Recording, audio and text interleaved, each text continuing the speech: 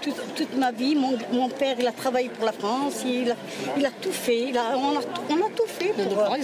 J'ai 63 ans, je suis 63 ans. J'ai toujours été, il n'y a rien qui a changé. Mais il y a une chose que ça me prend vraiment à cœur, Monsieur le Président. Il faut faire quelque chose pour les Palestiniens. Au nom de Dieu, au nom de Dieu. Ne laissez pas ces enfants mourir. Non, je sais. Il y a des enfants, moi, ça fait presque 7 mois, je fais que pleurer. Je ne dors plus. Ils n'ont plus de parents, ils n'ont plus d'enfants.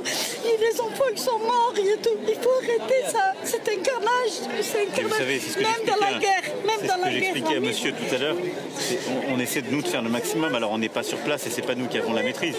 Mais on a appelé à un cessez-le-feu. Vous avez quand même la possibilité de dire et alors, non. Nous, ce qu'on fait, alors c'est ce qu'on fait.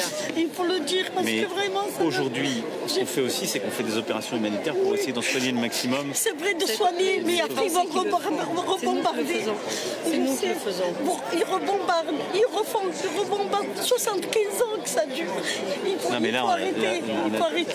La nature des opérations qui sont menées, elle est inacceptable. Ça, on l'a dit. Vraiment, c'est touchant parce que voir nos enfants, moi je suis grand-mère, j'ai 9 petits-enfants, que je vois ça, je me dis c'est pas possible.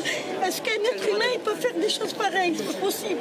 Mais c'est impossible. Il faut être humain dans la vie. Il faut être humain, voilà.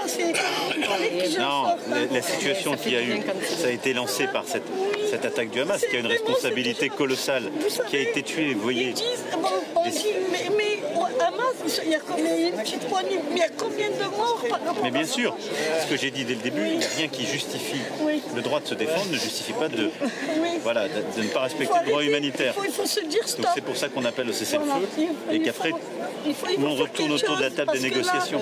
Il va y avoir la haine contre la haine. Mais bien sûr. Et la haine engendre la haine et c'est pas bon.